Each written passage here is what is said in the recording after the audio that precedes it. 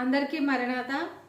దేవుని యొక్క వాక్యంలో సామెతలు 16:3 నీ పనుల భారము యెహోవా మీద ఉంచుము, అప్పుడు నీ ఉద్దేశములు సఫలమవుతాయి.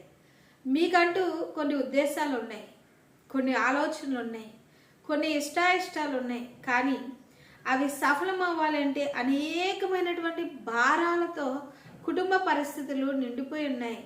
జీవితంలో అనేకమైనటువంటి ఇబ్బందులు, ఆటంకాలు, భారములు ఉన్నప్పుడు ప్రభు సెలవిస్తూ ఉన్నటువంటి మాట ఏమిటి అంటే, నీ పనులలో ఉన్నటువంటి భారము యెహోవా మీద ఉంచండి, అప్పుడు మీ ఉద్దేశములు సఫలమవుతాయి. యేసుక్రీస్తు ప్రభుల వారు ప్రయాసపడి భారం మోయిచి ఉన్న సమస్త జనులారా నా యొద్దకు రండి, నేను మీకు విశ్రాంతి కలగచేస్తానని ప్రభు సెలవిచ్చి ఉన్నారు.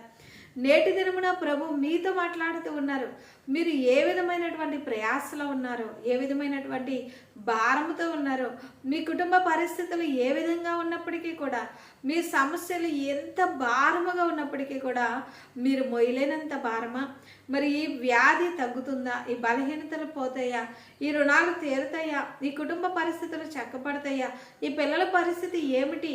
ఈ వ్యాపారంలో వస్తూ ఉన్నటువంటి నష్టాల పరిస్థితి ఏంటి? ఈ విధముగా అనేకమైనటువంటి భారాలతో ఉన్నటువంటి దేవుని యొక్క బిడ్డ, దేవాది దేవుడి సమయంలో మీతో మాట్లాడుతూ ఉన్నారు. స్పష్టముగా ప్రభు మిమ్ములను తాకుతూ ప్రభు మీతో సెలవిస్తూ ఉన్న మాట ఏమిటి అంటే, మీ పనుల భారం మీ అంతరంగంలో మరి మీరు నిర్వర్తించవలసినటువంటి, మీరు మోస్తూ ఉన్నటువంటి భారం ఏదైతే ఉన్నదో ప్రభు మీద వేయండి. మీ పనుల భారము యెహోవా మీద ఉంచండి. ప్రయాసపడి భారం మోయిచి ఉన్న సమస్త జనులారా ఆయన యొద్దకు రండి. మీ పనుల భారం ఆయన మీద వేసినప్పుడు మీ ఉద్దేశములు సఫలమవుతాయి. చూడండి, మరి సింహాల బోనులో వేయబడతారనే శాసనము వ్రాయబడింది. దానియేలు హృదయం ఎంత భారంగా ఉంటుంది, కానీ ఏం చేయగలరు? ఏమీ నేను చేయలేను, నేను చేయవలసిందేదో నేను చేస్తానని ముమ్మారు దేవుని యొక్క సన్నిధిలో తన గదిలోనికి వెళ్ళి యెరూషలేము తట్టు కిటికీ తలుపులు తెరిచి యథావిధిగా ప్రార్థన చేసినప్పుడు సింహాల బోనులో వేసేశారు, కానీ ప్రభు రక్షించారు. ఆయన హృదయం ఎంత భారముగా ఉన్నప్పటికీ కూడా నేనేం చేయలేను, నేను ప్రార్థన చేస్తాను.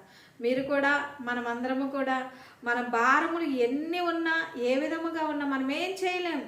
మన భారము యేసయ్య మీద వేద్దాం, మన భారం ఆయన మీద మోపుదాం.